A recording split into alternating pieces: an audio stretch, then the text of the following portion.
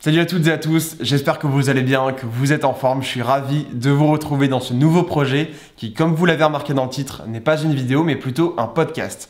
J'ai eu la chance d'intervenir sur le podcast Mindset Booster créé par Inès, qui est un amour, qui est une crème. Je vous encourage à aller la suivre sur ses réseaux sociaux. Elle s'appelle The Cactus Adventure, elle a un blog et elle m'a fait intervenir sur un podcast dont le thème était le rôle du sport dans la confiance en soi. J'y partage mon expérience, mon point de vue, mes opinions et je vous souhaite une très très bonne écoute. On se retrouve après. Bon Raphaël, comment ça va? Ça va super bien et toi? Ouais. Je suis très content d'arriver sur ton podcast. Et oui, Mindset Booster, tu es le troisième invité, deuxième invité? Je sais plus. Mais bienvenue, je suis très contente de t'avoir aujourd'hui. Avec plaisir. J'aimerais bien que tu te présentes pour nos auditeurs. Je vais me présenter. Ouais. Alors je me présente, comme dans un entretien. Raphaël Franck, je vais avoir 22 ans déjà. Je suis passionné de sport depuis que je suis tout petit. Moi j'ai un mode de vie un petit peu sain, fitness comme toi. J'aime bien la muscu, j'aime bien le golf, j'aime bien le foot. Je suis un passionné de sport de façon générale. Et à côté de ça, je crée du contenu sur internet et je vais passer en auto-entreprise, vidéaste, photographe. Ouh, congrats. Ouais. Il est possible que je fasse des choses assez cool en 2021, on verra, mais... Ah oui, c'est sûr. Moi, j'en suis convaincue. Donc voilà, je crée du contenu autour du sport sur internet comme toi. Et j'aime bien ça et ça m'amuse. Et du coup, j'avais une petite question. T'as fait quoi au mois de décembre là, sur ton Insta là, t'as publié vachement de podcasts sportifs. Est-ce que tu vas en parler? Ouais, en fait, sur ma chaîne YouTube, je me suis lancé un petit défi. Je me suis dit, pourquoi pas faire un calendrier de l'avant des podcasts où l'idée, c'était chaque jour, pendant le mois de décembre, je publie un podcast avec 5 anecdotes sur les sportifs les plus connus. Et j'ai volontairement, avant d'avoir la remarque, choisi que des athlètes masculins. Comme ça, normalement, je ferais un deuxième calendrier avec que des athlètes féminines. Ça, c'est bien ça. Exclu. C'est cool. Ok. Donc du coup, tu es là pour le sport hein, et le mindset. C'est un peu ce dont on va parler aujourd'hui. Et donc du coup, je voulais savoir quelle est la place du sport dans ta vie. Bon, je suppose qu'elle est déjà énorme, mais du coup, c'est pourquoi est-ce que le sport a une place aussi énorme dans ta vie? Qu'est-ce que ça t'apporte? Alors moi, il se trouve que j'étais pas forcément à l'aise avec mon corps quand j'étais petit. En fait, mon meilleur pote est quelqu'un qui a toujours eu des abdos, très beau gosse, et qui chopait absolument toutes les filles. Bon, c'est pas forcément positif, hein. Il y a des mauvais côtés aussi à ça, d'enchaîner les copines et tout. Et donc petit à petit, j'ai commencé à me remettre moi en question en me disant, je suis un peu complexé, quoi. Je suis complexé, ça me va pas. Moi, j'ai pas eu de copine, etc. pendant le collège, et j'en suis venu au point où je me suis dit, bon, il va falloir que je prenne soin de moi, il va falloir que je fasse attention à ma nutrition, parce que j'avais aussi cette attirance sur la nutrition de me dire, c'est un peu le carburant du corps. Et moi, j'aime bien l'adage du mets dans ton corps. Et dans une Formule 1, en fait, tu vas mettre de l'essence et tu vas bien la nourrir pour qu'elle fonctionne bien, quoi, pour que le moteur démarre bien. Pour que tu sois le meilleur, tu sois champion. On donne le meilleur au meilleur. Je crois que c'est ça qu'on dit. Ouais, Ou ça quelque chose fait. comme ça. Enfin, pour moi, c'est un peu ton corps, c'est ton temple, et donc faut le nourrir de la bonne manière pour que tu puisses être en bonne santé et bien dans ta peau, quoi. Enfin, Ouais, c'est un peu l'objectif du sport, c'est être bien dans sa peau et dans sa tête. Carrément.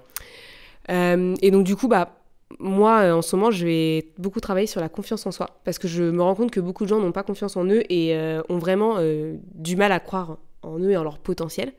Et du coup, je me demandais, selon toi, qu'est-ce que signifie la confiance en soi? Est-ce que tu as une certaine vision, une certaine idée par rapport à toi, ton expérience et ta vie?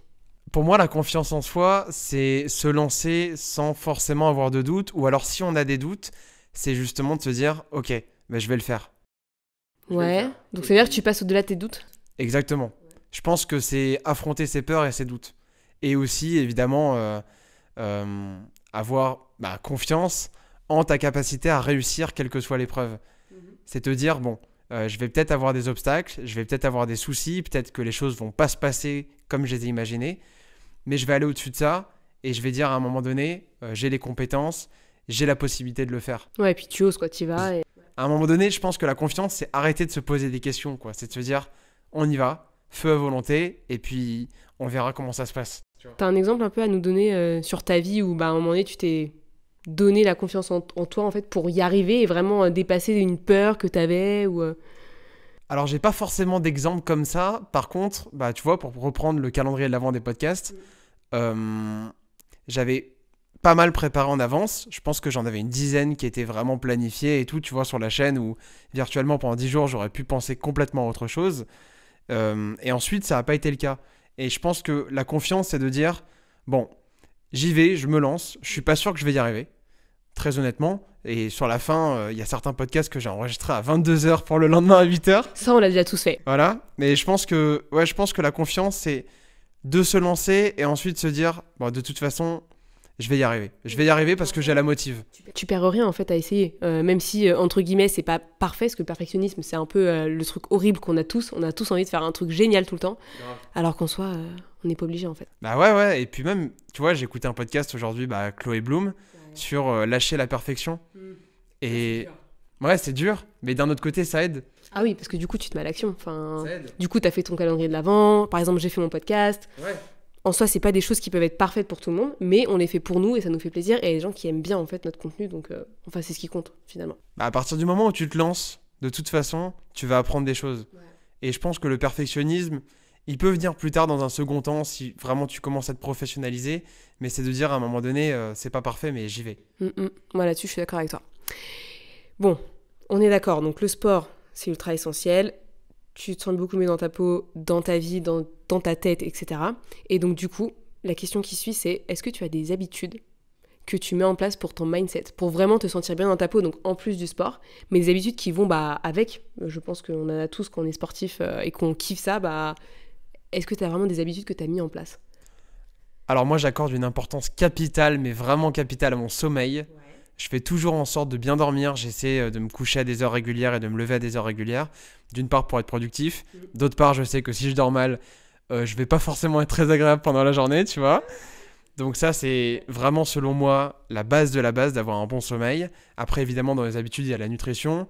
J'essaie d'avoir beaucoup de fruits et légumes. Enfin, je vais pas commencer à faire des leçons, mais vraiment avoir une nutrition variée et qui me plaise. Surtout, je pense que le plus important dans la nutrition, c'est d'adopter un régime alimentaire qui n'est pas forcément parfait. Ouais. Il ne s'agit pas de te dire je vais calculer mes apports de vitamine C, etc., etc. C'est plutôt juste d'avoir des habitudes alimentaires qui soient saines et qui te plaisent et que tu peux tenir sur le long terme. Et tu vois, moi, il y a un truc que j'aime bien, c'est la notion de cette nutrition, elle est saine et tu peux la garder toute ta vie en fait. Parce que c'est pas un régime, c'est juste un mode de vie et un mode d'alimentation. Faut aimer ce que tu manges, sinon ça fonctionne pas du tout. Et est-ce que ces habitudes-là que tu as mis en place, donc tu parles sommeil, nutrition, il y en a d'autres ou pas ?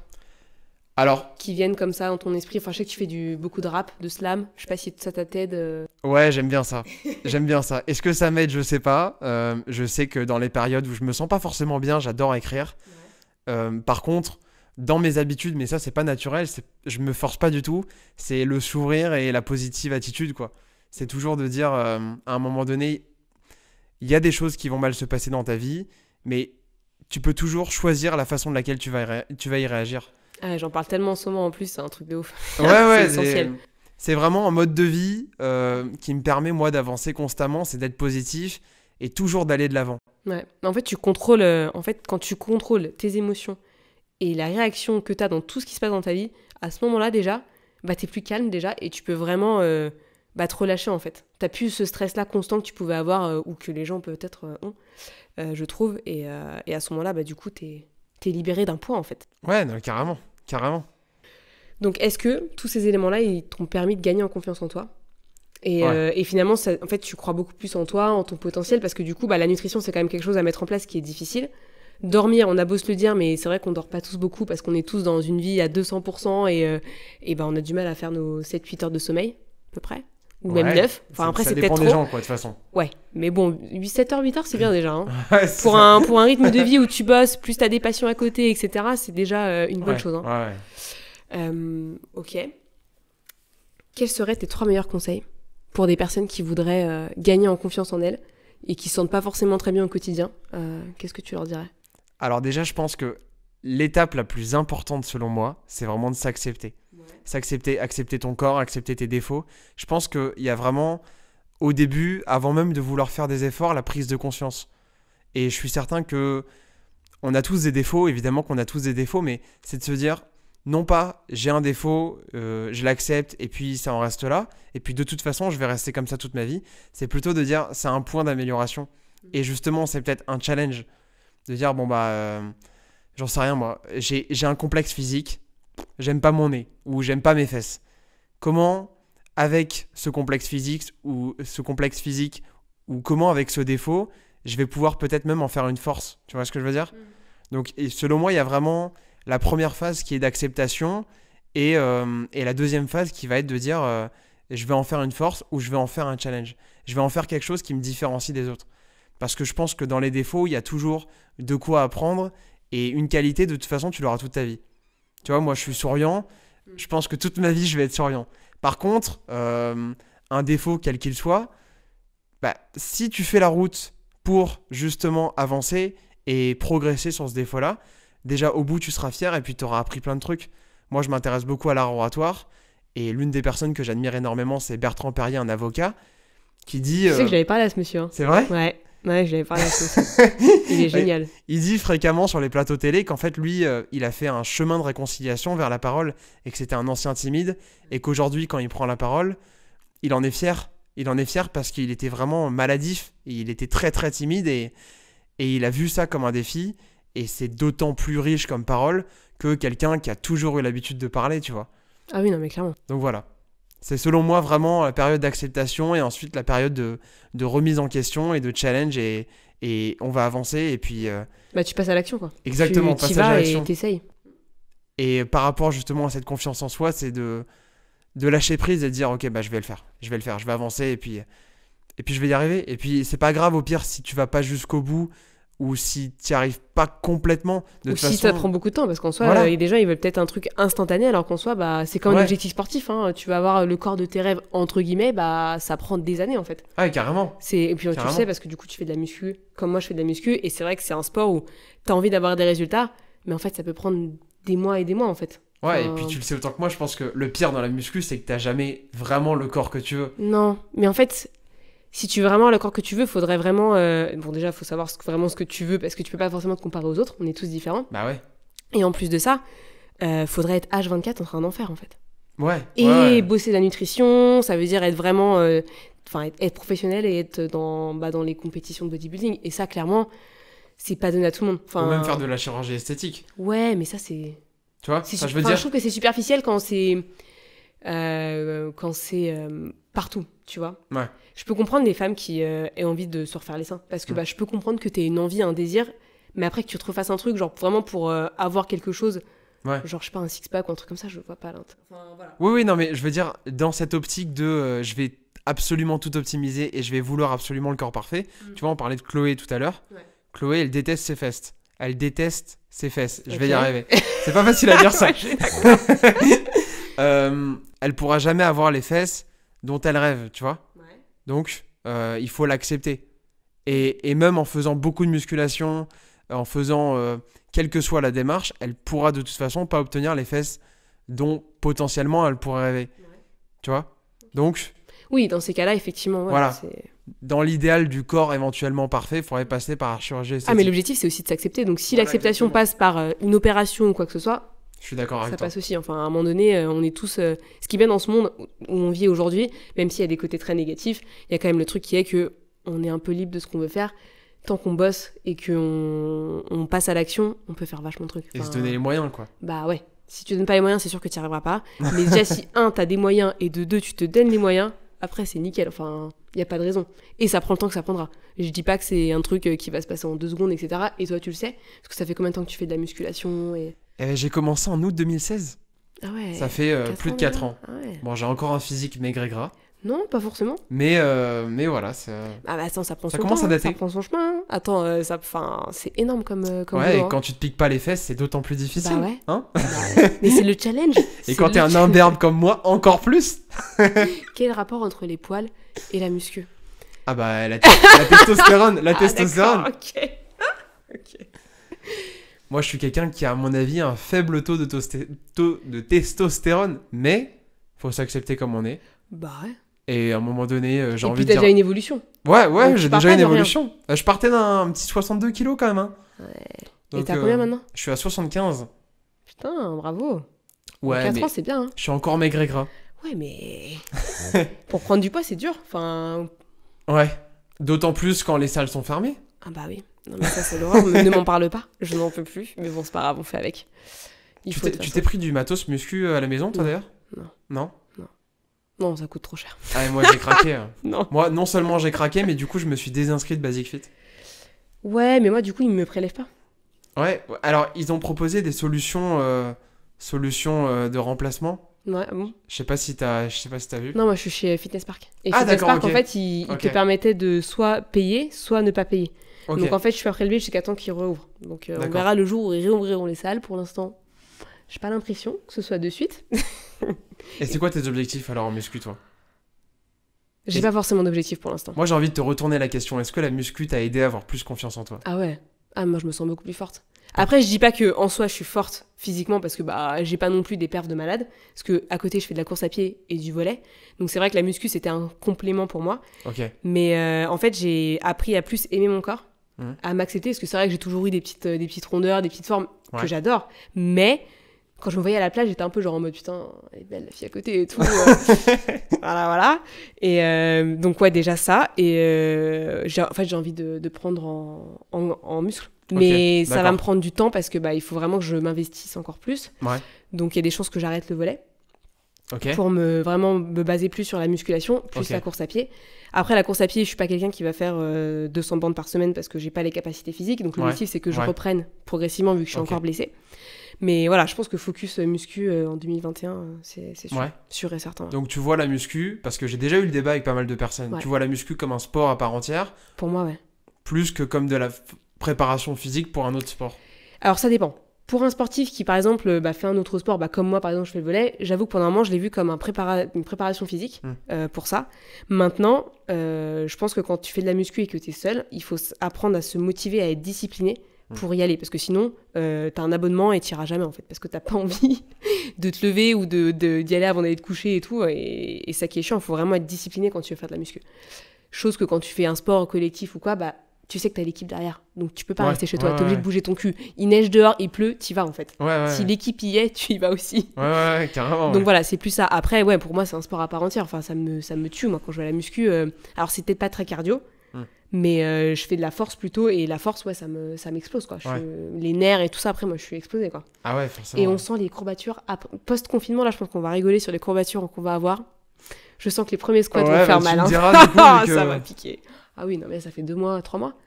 Moi, je m'entraîne à la maison. Bah oui, t'as un peu de matos, donc ça va. Et du coup, et en plus, je retournerai pas en salle, forcément. C'est vrai. Donc tu me diras. Non mais il y aura le home gym un jour. J'aurai une salle de sport à la maison. Je suis curieux de voir ça. Ah, ouais. On fera un podcast ce genre-là. Allez. Moi et toi, du coup, c'est quoi tes objectifs? Mes objectifs, c'est prendre soin de moi en 2021. Mais tu prends soin de ma santé mentale. Ok. Moi, j'ai envie d'aller du côté un peu de la méditation et de la visualisation positive. Ok. Mais si on commence à aborder tous ces thèmes-là, je crois que ce podcast va durer 1h30. Ouais, mais par contre, pour info, moi, ce que je fais maintenant, depuis 2 semaines, là, avant de m'entraîner, je me fais 2 minutes de respiration avant de commencer l'entraînement. Et je me fais de la visualisation de mon entraînement. Donc, j'ai juste ma fiche où je vais avoir mes éléments. Et je les visualise dans ma tête avant de commencer à m'entraîner. Donc, tu te visualises en train de faire le mouvement ? Ouais. Ah, c'est intéressant, ça. Voilà, je fais ça, en fait, ça me calme. Et en fait, ça me permet de me concentrer avant ma séance. Et du coup, après, j'enchaîne. Est-ce que ça t'a aidé sur tes performances ? Bah, en fait, j'ai moins envie d'abandonner. Parce que c'est vrai qu'à la maison, je suis pas très fan. Maintenant, après, je me force. Parce que je me dis que je peux pas laisser tomber le sport. Parce que sinon, je me sentirais pas bien, tu vois. Ouais. Donc, j'ai besoin de sport dans ma vie. Et donc, du coup, je mets ça en place pour m'apprendre à vraiment être focus. Et je pense que je ferai pareil quand je serai à la salle. Ça veut dire qu'avant l'entraînement, je me pose, je mets mon minuteur, je mets 2 minutes et je me fais de la respiration au carré. Donc, j'inspire 4 temps, je reste 4 temps, j'expire 4 temps. Ok. Et je recommence pendant 2 minutes. Et après, je fais ma visualisation et après, je suis au taquet pour commencer. Donc voilà, c'est des trucs que je mets en place. Ouais. Je pense qu'on a tous besoin de se calmer avant de commencer une séance. Je sais pas pourquoi, mais on a tellement de trucs dans notre tête tout le temps. Ouais, de toute façon, on est bombardé constamment. Bah oui. Et en plus, on a des trucs extérieurs qui peuvent être négatifs. Enfin, les gens qu'on côtoie ou les réseaux ou ce genre de choses. Donc du coup, le fait de se mettre dans sa bulle, ça nous permet vraiment d'évacuer en fait et de juste rester concentré sur qu'est-ce que je vais faire maintenant. Et là, je vais tout donner parce que j'ai 1 heure de séance et du coup, je vais me donner à fond pour y arriver, quoi. Mais alors, du coup, il y a une question qui me vient, moi, c'est est-ce que pendant ta séance, tu utilises ton téléphone, tu discutes avec des gens sur les réseaux et tout? Pas sur les réseaux, par message, avec mes amis, des gens que je connais. D'accord. Mais beaucoup Chose de qu'il musique, faudrait que j'arrête. peut-être? Et j'ai de la musique aussi. D'accord. J'ai de la musique, même si des fois, par exemple, pour le cardio, j'enlève, par exemple, pour vraiment être concentrée sur mon rythme cardiaque. Mais après, j'avoue que sans musique, des fois, ça m'ennuie un peu. Quand je suis en salle, ça me dérange pas d'être sans musique. Mais quand je suis chez moi et que vraiment, il n'y a pas de bruit, genre comme là maintenant, bah, je peux pas, en fait. Enfin, psychologiquement, je sais pas, il me faut un booster, quoi. Il me faut un truc. Parce que, franchement, à la maison, c'est pas ce qu'il y a de mieux, mais on fait avec, quoi. Non, c'est pas très excitant, mais bon, il a bien fallu de toute façon. Bah, on est obligé. Enfin, voilà, après, on fait avec. Hein. Il n'y avait pas de volley, il n'y avait pas de... Enfin, course à pied un petit peu, mais comme je suis blessée, je ne pouvais pas, donc... il faut, quoi. Et donc, toi, du coup, plus de muscu en salle, fini. Tu reviendras plus en arrière. Si, peut-être que j'y reviendrai. En fait, il y a une question de budget. Je me suis dit que c'était quand même 15-20 euros par mois. Je crois que Basic Fit, ça doit être 17 ou 18. Et moi, je réfléchis beaucoup à la notion d'abonnement. Tu sais, dès lors que tu prends un abonnement, bah, en fait, c'est des sous que tu gagnes ou que tes parents te laissent et que tu perds directement.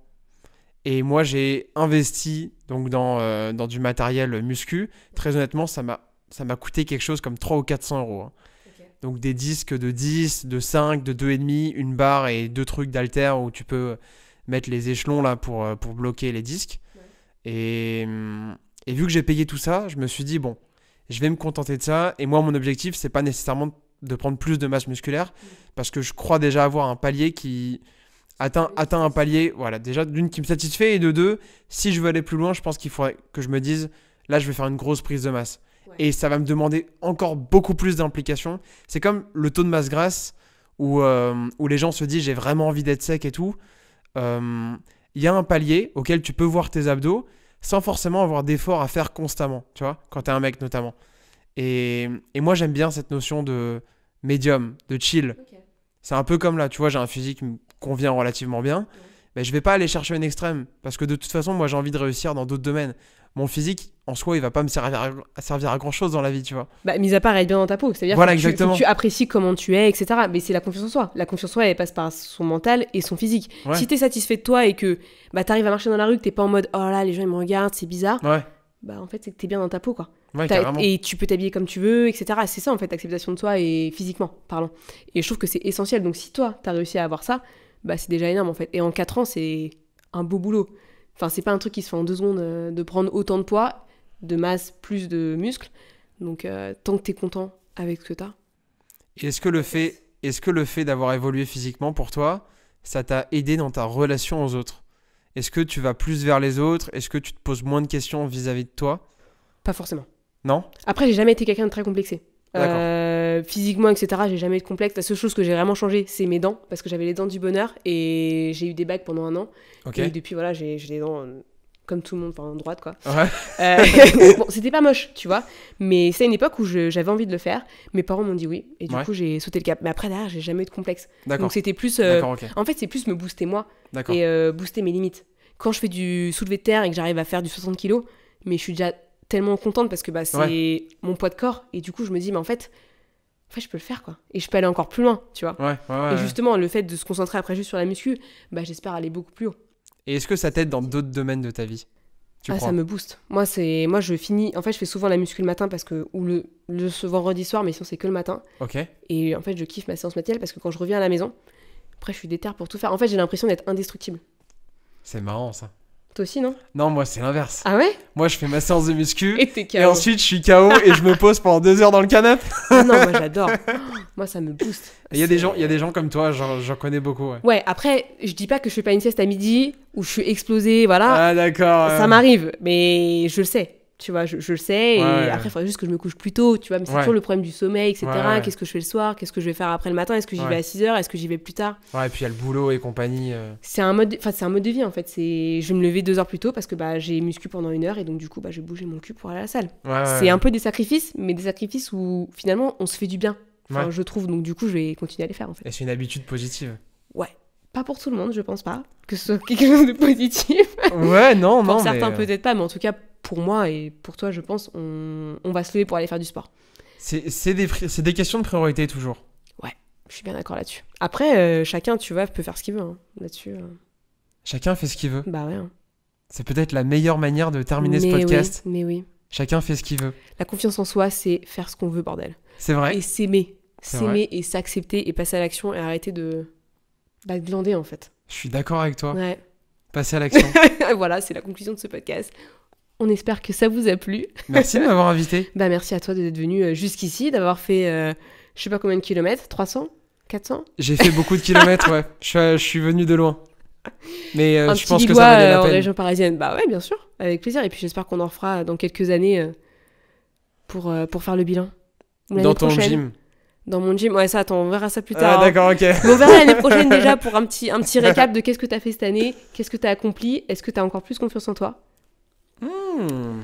Ça, je pense que vu tes projets de cette année, il y a des chances que Ah, il y a beaucoup tu de sois boulot qui encore arrive. au top. Il y a beaucoup de boulot qui arrive. Ouais. Je serai plus le même fin 2021, Ouais. je crois. Est-ce que tu veux nous parler de tes projets? 2 Mes minutes. projets, c'est Faire un beaucoup, petit beaucoup de spoil. travail. Ouais. C'est beaucoup de travail. Travail sur mon auto-entreprise de photographe vidéaste. Travail sur mes projets scolaires, évidemment, parce que je ne suis pas encore quelqu'un qui suit pleinement dans le monde du travail, mais j'y arrive. Mais ça va venir. Bon, Et ça à arrive vite, terme, hein. mon agence de communication du sport. C'est beau ça. J'ai envie d'être entrepreneur C'est beau. et de faire ce que je veux. C'est N'est-ce ce qu'il pas? faut, bah il faut. Hein. De toute façon, on a la capacité aujourd'hui de le faire, donc faisons-le. Je te remercie Raphaël en tout cas d'être venu, c'était top. Avec plaisir. Et puis j'espère que ça aura plu à nos auditeurs sur Mindset Booster. Et à très bientôt. À très bientôt. Yes. J'espère que ce podcast vous a plu, j'espère que vous avez pris plaisir à écouter l'ensemble de mon intervention, mais aussi de découvrir Inès. Si vous ne la connaissiez pas, je vous encourage à nouveau à aller la suivre sur ses réseaux sociaux, que je vais vous mettre en dessous dans la description. Et nous, on se retrouve dans 2 semaines pour une vidéo cette fois-ci qui n'aura absolument rien à voir avec le projet d'aujourd'hui. Bonne fin de journée ou bonne fin de soirée en fonction du moment lors duquel vous allez écouter cette vidéo YouTube. Et nous, on se retrouve bientôt. Bye.